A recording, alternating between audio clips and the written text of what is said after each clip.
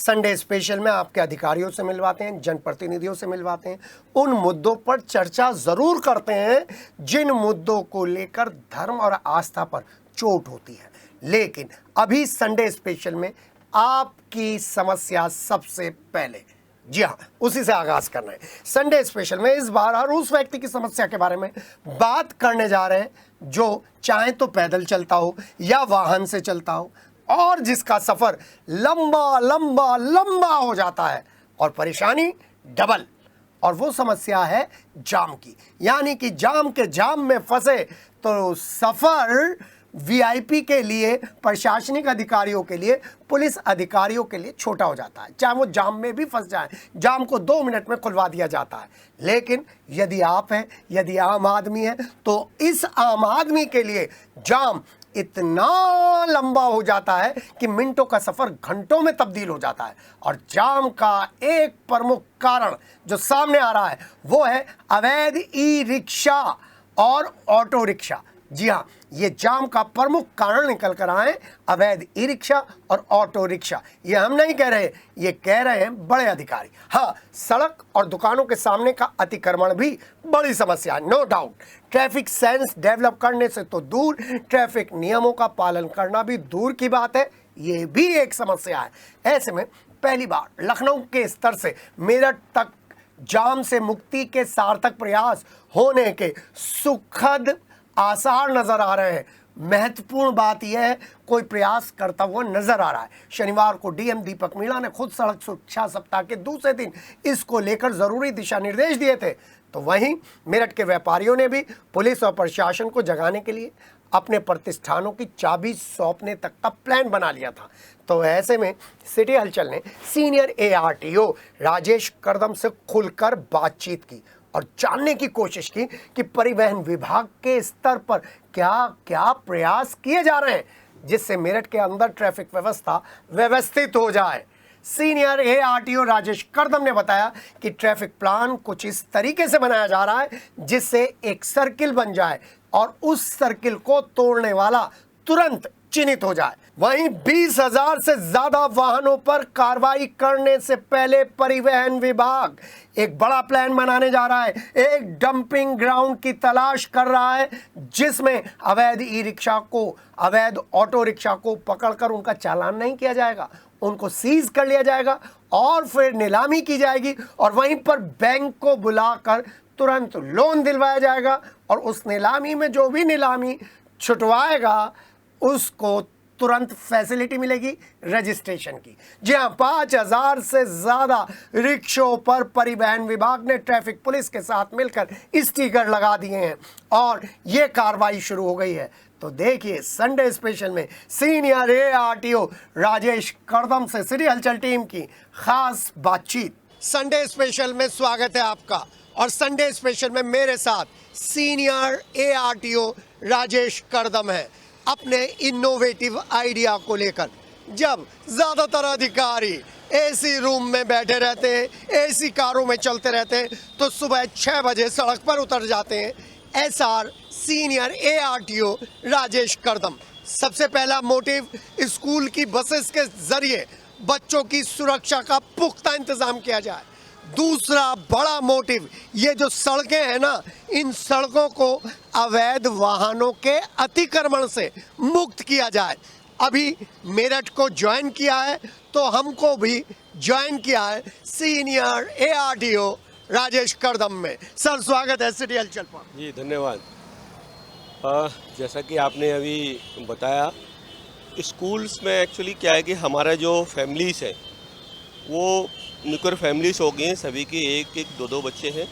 तो हमारा पहला कर्तव्य है कि उन बच्चों को, नौनिहालों को हम लोग सुरक्षित करें।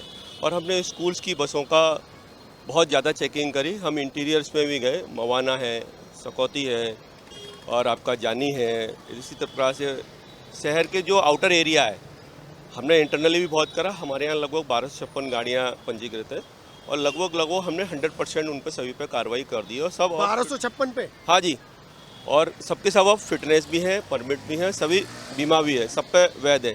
और जो रास्ते में मिलते हैं, हम सुबह सुबह स्कूल के टाइम पर जाते हैं।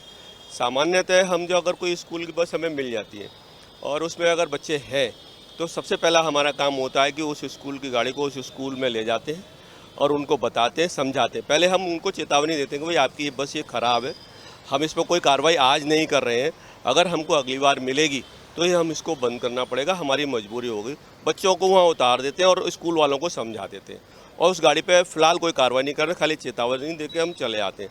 अगली बार जब हम जाते हैं और हमको मिलती है तो हमको बच्चों को फिर वहीं उतारते हैं और कहते हैं कि भाई अब हम ले जा रहे हैं और इसको बंद कर दे रहे हैं, क्योंकि आप बार बार कहने के बावजूद भी नहीं है। जैसे हमने मवाना क्षेत्र में काफ़ी करी, सोकती में भी हमने काफ़ी गाड़ियाँ बंद करी। इवन तो कुछ गाड़ियाँ तो इस प्रकार की पाई गई जो लगभग 30-30, 32-32 साल पुरानी गाड़ियाँ थी और हमने फिर भी चेतावनी दे के छोड़ा और कहा कि भाई आप इसको सही करा लीजिए, बंद कर दीजिए इस गाड़ी को चलाना। फिर वो गाड़ियों को हमें मजबूरी में बंद करना पड़ा। सर बहुत बढ़िया मुहिम है, ज़बरदस्त मुहिम है। तो मैं आपसे एक छोटी सी इंफॉर्मेशन चाहता हूं कि आप सभी स्कूलों को संबोधित करते हुए बताएं कि बसेस में क्या क्या डॉक्यूमेंट्स या तो ड्राइवर के मोबाइल में होने चाहिए या बस में होने चाहिए। जैसा कि भारत सरकार और उत्तर प्रदेश सरकार के निर्देशों के अनुसार में स्कूल के जो भी डॉक्यूमेंट्स हैं आप डिजी लॉकर में रखें या एम परिवहन में रखें, और अगर फिर भी वो एम परिवहन और डिजी लॉकर में नहीं रख पा रहे हैं तो आप अपना कम से कम फ़ोटो कॉपी रख लें, और वो भी नहीं कर पा रहे हैं तो मोबाइल में कम से कम अपना लाइसेंस और परमिट, फिटनेस और आपका जो भी रिलेटेड और आप सबसे पहले जो इम्पोर्टेंट है, मैंने ज़्यादातर जो देखा है ड्राइवर्स को वो ऐसी चप्पल में होते हैं, यूनिफॉर्म तो पहने नहीं होते, तो यूनिफॉर्म पहने, उससे एक ही आइडेंटिटी होती है कि मैं फ़लाँ स्कूल का ये हूँ और थोड़ा सा आपको भी अच्छा लगेगा। और अपना एक सलेटी कलर की बनवा लें। मैंने काफ़ी स्कूल्स में जाके बताया है कि भाई आप अपना बनवा लें, ड्रेस बनवाने को ज़्यादा पैसा लगता नहीं है और वो लोग कर भी रहे हैं। इसी प्रकार से हमने मुहिम चलाई है यातायात पुलिस के साथ मिलकर कि शहर में ई रिक्शा लगभग 20,000 से ऊपर है और उसमें जो गाड़ियां हैं उनमें बहुत सारी हम रूट ना बना के हमने एक जोन बनाया है, एक सर्किल में बना रहे हैं कि ट्रैफिक जो है वो मूवमेंट होता रहे, चलता रहे, कहीं पर स्टेगनेशन खड़े होने की स्थिति ना हो। होता ये है कि अगर हम यहाँ खड़े हैं चौराहे पर और आगे अगर हमें हापुड़ अड्डे आना है, उसने उस पैसेंजर को वहाँ उतारा और फिर रिटर्न बैक हो लिया। तो हमने जो जोन बनाया है वो आगे मेडिकल तक बनाया है, इसी प्रकार से हमने बम्बा चौराहे तक बनाया है, एल ब्लॉक में बनाया है, तो वो ऐसे रोटेट हो जाए, वहाँ से छोड़ के आगे चला जाए, वो वापस ना आए। जब ट्रैफिक मूवमेंट में रहेगा तो जाम की समस्या से हम बिल्कुल निजात पा जाएंगे और लोगों को भी अच्छा लगेगा भाई यहाँ से हम जा रहे हैं, तो वो भी एक अच्छा रहेगा। दूसरा, हम स्टिकर्स भी लगा रहे हैं गाड़ियों पर। कितने स्टिकर्स लग गए अभी? हम मुझे पता चला है करीब 4 से 5,000 स्टिकर्स आप लोगों ने लगाए। जी लग चुके हैं, इतने स्टिकर लग गए हैं। हम डेली 500 स्टिकर लगा रहे हैं और इस मुहिम को चले हुए हमारे लगभग आज 18वां-19वां दिन है। 19वां दिन है, 19वें दिन में हम ये काम कर चुके हैं और लोग रोज़ 500 लगा रहे हैं और उनको बता भी रहे हैं कि आपको क्या करना है। उस स्टिकर का फ़ायदा क्या है सर? फ़ायदा ये रहेगा कि एक तो ये आएगा कि ये गाड़ी वैध है, सबसे हम रजिस्टर्ड है और उसके सारे पेपर सही हैं, क्योंकि हम समस्त प्रपत्रों को चेक करने के बाद ही स्टिकर्स दे रहे हैं। तो जो भी व्यक्ति, एक तो ये रेगुलाइजेशन हो जाएगा, ये पता लग जाएगा। हमारे यहाँ पे ऑफिस में फिटनेस की लाइन लगी हुई है, रोज़ लगभग 50 से 60 ई रिक्शा, और शहर में स्थिति ये थी कि ये लोग फिटनेस ही कराने नहीं आते थे, बीमा नहीं करा रहे थे। अब वो स्थिति ये हो गई है कि लोग अपने आप स्वतः ही हम लोग उनको जागृत कर रहे हैं, जागरूक कर रहे हैं, और जागरूक करने से उनमें वास्तविकता में जागरूकता भी आ गई है और हम लोगों को फिर समझा रहे हैं कि भाई यूनिफॉर्म भी पहन लोगे तो बड़ा अच्छा लगेगा, और वो ऐसा लोग कर भी रहे हैं और शहर में हो जाएगा। अब उसके बाद लगभग हमने सोचा है 15 दिन बाद, आज के 15 दिन बाद लगभग 1 महीने का हमने टाइम दिया है उनको, हम फिर वो गाड़ियों को बंद करना भी शुरू करेंगे, क्योंकि हम 5,000 में लगा चुके हैं और जो गाड़ियाँ पंजीकृत होंगी, फिटनेस नहीं होंगी, उनका बीमा कोई नहीं होगा। तो देखिए शहर में जब कोई छोटे छोटे मार्गों पे चलते हैं तो दुर्घटना हो जाती है, तो जो व्यक्ति है और सही भी चल रहा है तो उसको कोई क्लेम नहीं मिल पाता है।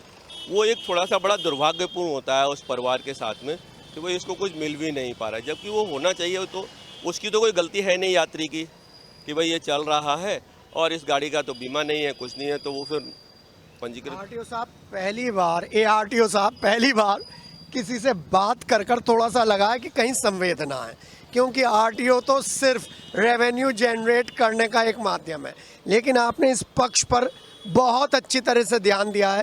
तो कितने अनरजिस्टर्ड ऑटो और ई रिक्शा हैं करीब? लगभग इस समय जो अनरजिस्टर्ड तो नहीं कहने हैं, रजिस्टर्ड तो वो है, परंतु उनकी फिटनेस और बीमा नहीं है। लगभग इससे होंगे 20 से 25% होंगे ये, वो भी मैं समझता हूँ 1 माह के अंतर्गत रेगुलाइज हो जाएगा और ये मुहिम जो चलेगी तो सबको ये कॉन्फिडेंस शहर में आएगा कि हमारी गाड़ी सही है।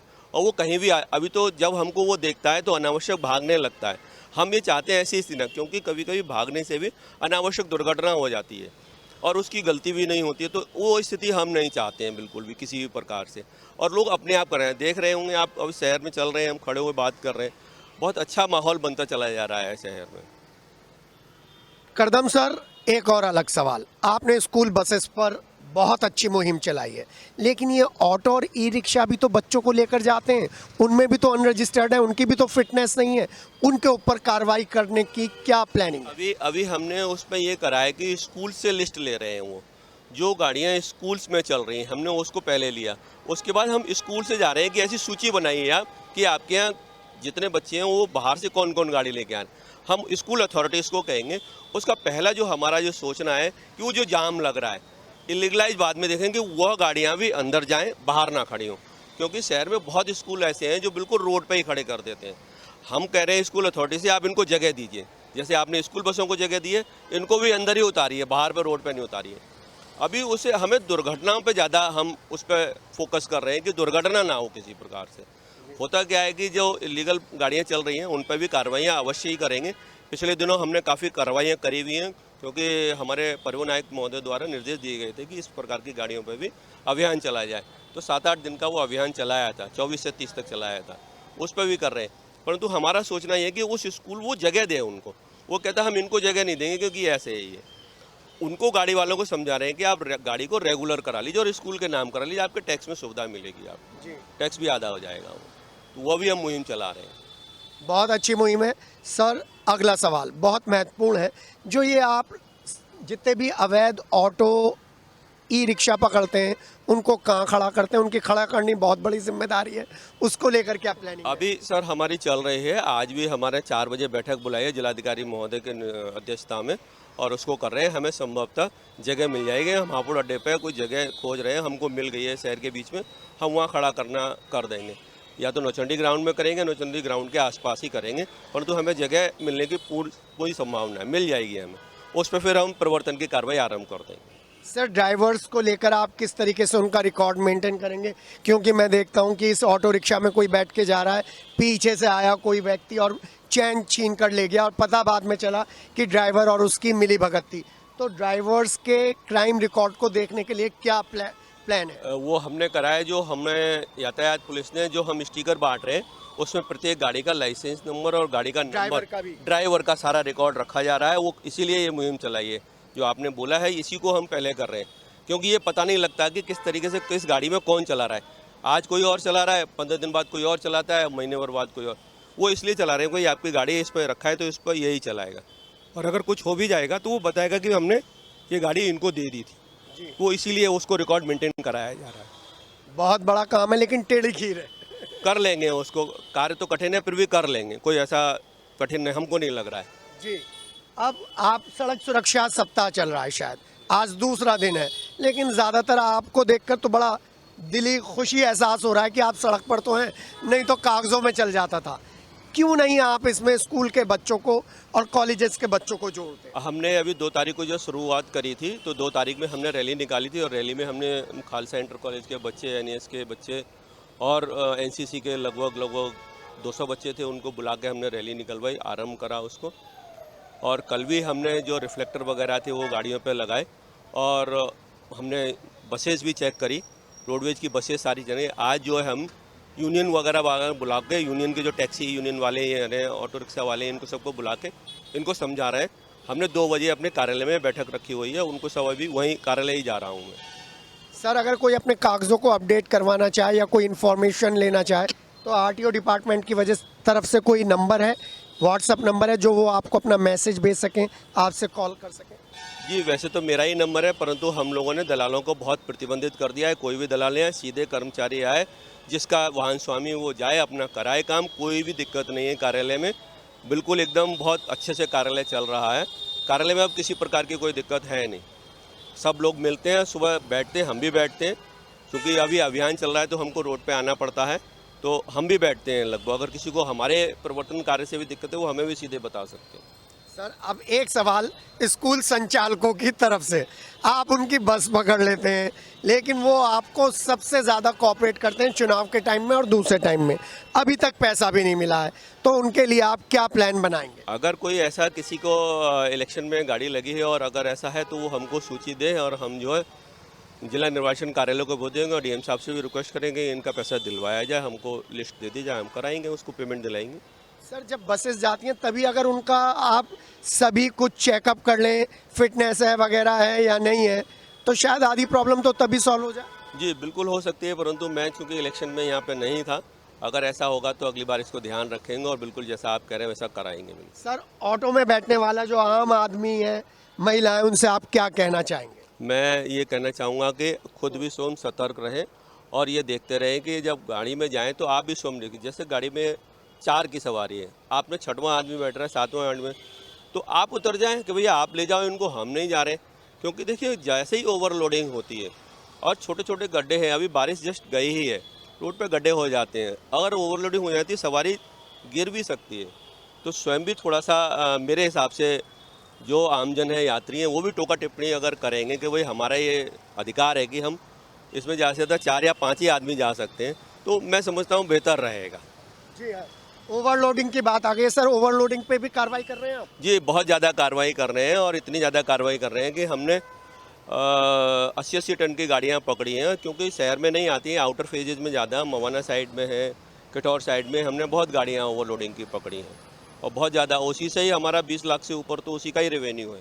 जी, रेवेन्यू में मेरठ कौन से नंबर पे चल रहा है सर? मेरठ ठीक है, मतलब स्थिति अच्छी है मेरठ की, कोई दिक्कत नहीं है। पंचम तल पे सही रिपोर्ट जा हाँ रही जी है। बिल्कुल सही है। सर हमसे बात करने के लिए थैंक यू और आपसे मिलकर बड़ी खुशी हुई। जी धन्यवाद, थैंक यू वेरी मच, मुझे भी बहुत अच्छा लगा।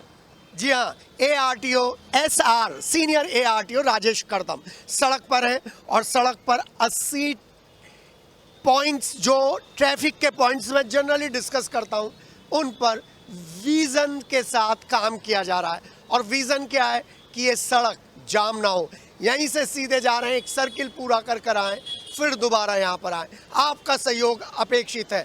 अगर आपके छोटों के पास ड्राइविंग लाइसेंस नहीं है, उन्हें व्हीकल मत दीजिए। अगर आप अपने बच्चों को ऑटो में भेज रहे हैं, पूरी इंक्वायरी सेट करिए, नोट करिए। और अगर आप बसेस में जा रहे हैं तो ज़रा पता करिए कि आपके स्कूल की बस फिटनेस सर्टिफिकेट के साथ दौड़ रही है या नहीं है। हम इसी तरीके से आरटीओ डिपार्टमेंट के साथ, SR ARTO राजेश करदम के साथ आपको रूबरू कराते रहेंगे हर महीने, ये बताने के लिए कि किस तरीके से आरटीओ डिपार्टमेंट आपके बीच में रहकर आपके लिए काम कर रहा है। संडे स्पेशल में मेरे साथ जी सर, मैं बस सभी जो शहर के वासी हैं उनसे ये निवेदन करना चाहूँगा कि आप लोग भी अपने जब जिसमें बच्चे भेज रहे हैं, महीने में, 2 महीने में, 15 दिन बाद खुद भी उस गाड़ी वाले से पूछ लीजिए कि भाई आपके गाड़ी के कागज़ ये सही है या नहीं है। अगर आप भी ऐसा कुछ करेंगे या नहीं कर पाते तो स्कूल अथॉरिटी, आपकी पेरेंट मीटिंग होती है, पेरेंट टीचिंग मीटिंग में पूछ लीजिए कि भाई आपकी ये गाड़ियाँ हैं, इनके सबके पेपर सही हैं आपके, जिसमें हमारा बच्चा जा रहा है वो सुरक्षित है, पहला।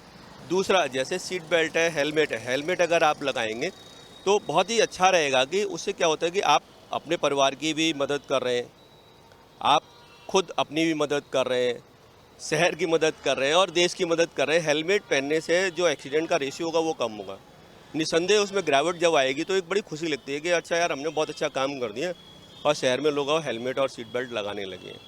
इसी प्रकार से चूँकि हमारे शहर में बहुत ही 2 हाईवे जा रहे हैं, नेशनल हाईवे 58 है और प्रतापपुर है, उसके आगे स्पीड इतनी मिलती है, अगर आप थोड़ा सा कहीं 5 मिनट देरी से पहुंच जाएंगे तो क्या दिक्कत लग रही है, कोई 5 मिनट में कोई ऐसा कुछ तो नहीं हो जाएगा। और अगर आप अपनी गाड़ी की स्पीड कम रखेंगे, 80-90, जैसे 100 है तो 100 से नीचे नीचे रखिए और टोल पे अनावश्यक जो है उद्यम मत करिए, क्योंकि शहर में मैं देख पा रहा हूँ क्योंकि अनावश्यक झगड़े हो रहे हैं जिसका कोई मीनिंग नहीं है। अगर आप 2 मिनट लग जाएंगे, गाड़ी लग जाएगी, अगर लाइन में लगे हो तो आगे वाली को जाने दीजिए, पीछे वाला तो अपने आप नंबर आएगा ही। तो यही मेरा संदेश है कि आप भी यातायात के नियमों का पालन करेंगे तो अपनी तो सेवा से करेंगे ही करेंगे, देश की बहुत बड़ी सेवा करेंगे आप। चलिए, देश की सेवा के लिए हो जाइए तैयार, क्योंकि जो लोग ये कहते हैं आज़ादी मिल गई है, आज़ादी के बाद हम क्या करें, तो देश की आज़ादी को सेव करने के लिए और अपनी सुरक्षा के लिए यातायात के नियम पालन करना बहुत ज़रूरी है।